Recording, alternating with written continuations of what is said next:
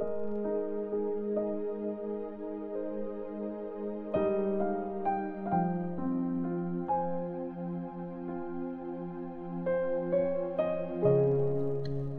chapter 18. Ang parable ng byuda at ng judge. Nagkwento si Jesus ng parable sa mga disciples niya para turuan silang mag-pray lagi at huwag ma-discourage. Sabi niya, sa isang bayan, may isang judge na walang takot sa Diyos at walang respeto sa tao. Meron ding byuda doon na laging pumupunta sa judge. Sinasabi niya, bigyan niyo ng hustisya ang kaso ko. Sa simula, hindi siya pinakinggan ng judge. Pero sa katagalan na pag-isip-isip ng judge, kahit di ako natatakot sa Diyos at wala akong respeto sa tao, ibibigay ko sa byudang ito ang hinihingi niyang hustisya kasi ginugulo niya ako lagi. Kung hindi, mai-stress naman ako kasi di niya ako titigilan. At sinabi ng Panginoon, makinig kayo sa sinasabi ng masamang judge. Diba, ibibigay ng Diyos ang hustisya sa mga pinili niya, sa mga nagpe-pray sa Kanya araw at gabi?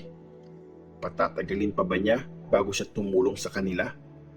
Sinasabi ko sa inyo, ibibigay niya agad sa kanila ang hinihingi nilang hustisya. Kaso, may makikita ba ang Son of Man na mga taong may pananalig pag dumating siya? Ang parable ng Pharisee at ng tax collector.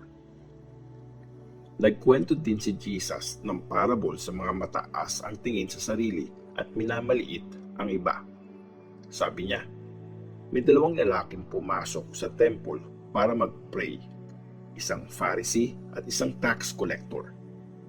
Tumayo ang Pharisee at nag-pray, Diyos ko, salamat po kasi hindi ako katulad ng iba, mga magnanakaw, mandaraya, nangangaliwa o katulad ng tax collector na to. 2 beses po ako nagpa-fasting sa isang linggo at nagbibigay po ako sa inyo ng 10% ng sweldo ko. Pero nakatayo sa di kalayuan ang tax collector. Di man lang siya makatingin sa langit, parang sinusuntok ang dibdib at ang sabi, Diyos ko, maawa po kayo sa akin. Makasalanan ako. Sinasabi ko sa inyo, umuwing matuwid sa paningin ng Diyos ang lalaking ito, imbes na ang Pharisee. Kasi ang nagmamataas ay ibababa at ang nagpapakababa ay itataas. Blines ni Jesus ang maliliit na bata. Dinala ng mga tao kay Jesus pati ang mga maliliit na bata para i-bless niya. Nang makita ito ng mga disciples, pinagalitan nila ang mga tao. Pero tinawag ni Jesus ang mga bata at sinabi, hayaan niyong lumapit ang mga bata sa akin. Huwag niyo silang pagbawalan. Kasi para sa mga kagaya nila ang kaharian ng Diyos. Tandaan niyo, ang hindi tumatanggap sa kaharian ng Diyos, gaya ng pagtanggap ng isang bata, ay hindi makakapasok doon. Ang lalaking mayaman. May nagtanong na Jewish leader kay Jesus, mabuting teacher, ano po ang dapat kong gawin para magkaroon ako ng buhay na walang hanggan? Sumagot si Jesus, bakit tinatawag mo akong mabuti? Ang Diyos lang ang mabuti. Alam mo ang mga utos. Huwag kang mangangaliwa. Huwag kang papatay.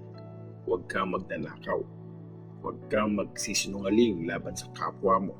At igalang mo ang tatay at nanay mo. Sinabi ng lalaki, bata pa lang ako, ginagawa ko na po lahat yan. Nang marinig to ni Jesus, sinabi niya, kulang ka pa ng isang bagay. Ibenta mo lahat ng properties mo at ipamigay mo sa mga mahihirap ang pinagbentahan mo at magkakaroon ka ng kayamanan sa langit. Saka ka bumalik at sumunod sa akin. Nang marinig yun ng lalaki, sobrang nalungkot ito kasi napakayaman niya.